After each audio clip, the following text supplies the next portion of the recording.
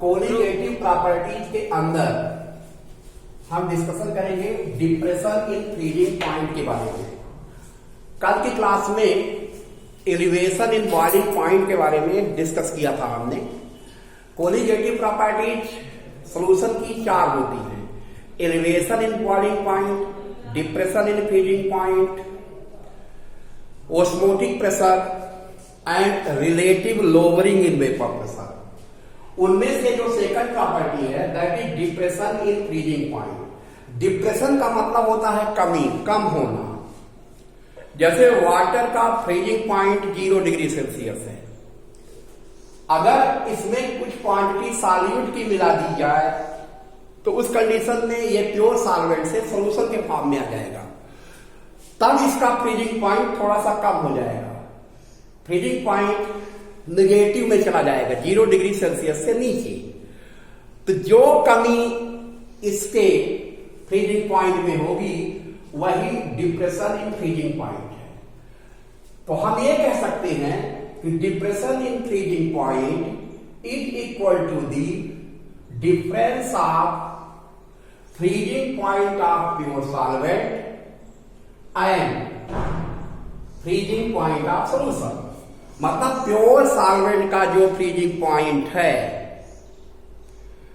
और सॉल्यूशन बनने के बाद जो फ्रीजिंग पॉइंट होगा, उन दोनों का difference depression in freezing point कहलाता है।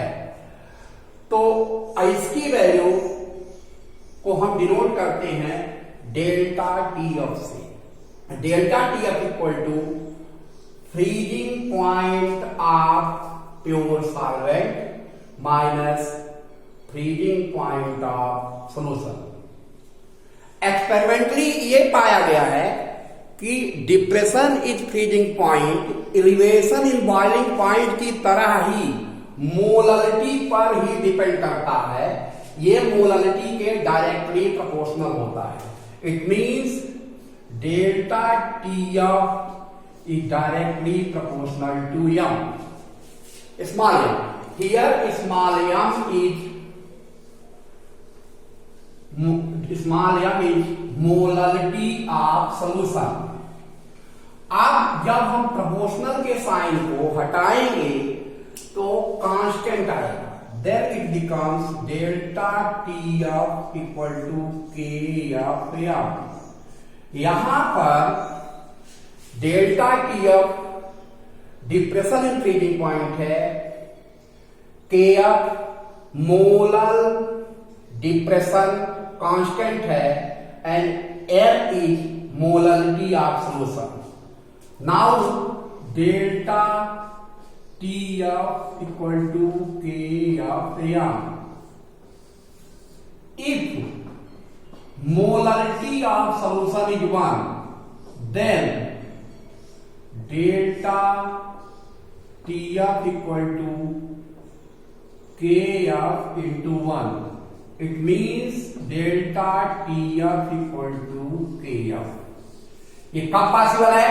Delta T F depression in freezing point और मोलर डिप्रेशन कांस्टेंट दोनों इक्वल कब होंगे? जब सॉल्यूशन की मोलरिटी 1 है। When molarity of solution is 1, then depression in freezing point is equal to molar depression constant.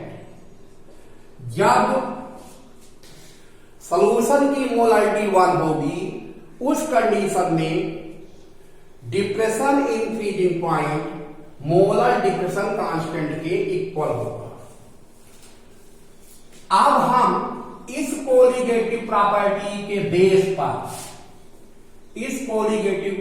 के बेस पर मोलर मास आप सॉल्यूट का कैलकुलेशन कैसे करेंगे?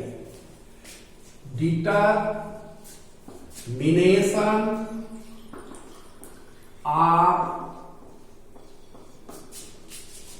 Molar mass of solute. Molar mass of solute का calculation या determination depression in freezing point की help से कैसे करेंगे वो यहां देख सकते हैं। Delta T F equal to K F M. अब यहां पर हम मोलारिटी की वैल्यू पुट करेंगे। Then it becomes delta T F equal to K F into W B into 1000 upon M B into W A. इस फार्मूले में delta T F is depression in freezing point, K F molar depression constant, W B mass of solute, M B molar mass of solute, W A mass of solvent.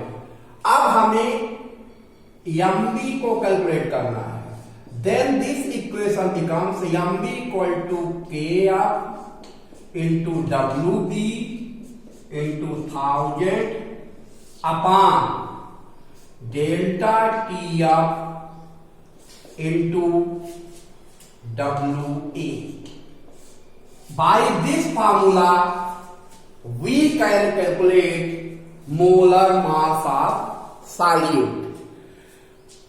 यहां से जो हमें molar mass of solute मिलेगा that is calculated molar mass of solute. Calculated molar mass of solute. अब सवाल ये उठता है कि delta T F colligative property कैसे है? क्योंकि प्रीवियस क्लासेस में हमने डिस्कस किया था कि सॉल्यूशन की ऐसी प्रॉपर्टीज जो केवल सॉल्यूशन के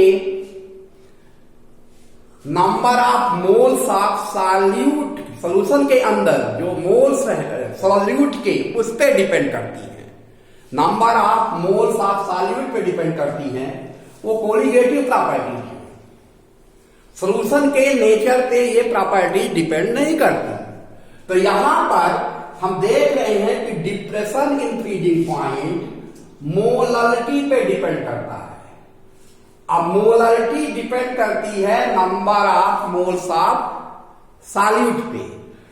तो अदर वे में हम ये कह सकते हैं कि depression in freezing point depends on number of moles of solute, therefore it is colligative property. दोबारा हम इसको ऐसे कह सकते हैं कि जैसे कोलिगेटिव प्रॉपर्टी डिपेंड करती है number of moles of solute पे, डिप्रेशन इन फ्रीजिंग पॉइंट भी डिपेंड कर रहा है number of moles of solute पे। इसलिए यह प्रॉपर्टी भी कोलिगेटिव प्रॉपर्टी है। अब हम किसी भी सॉल्यूशन के लिए अगर एलिवेशन इन बॉइलिंग पॉइंट और डिप्रेशन इन फ्रीजिंग पॉइंट में कंपेयर करें तो delta TB equal to K B M and delta T F equal to K F M. This is equation number 1 and this is equation number 2।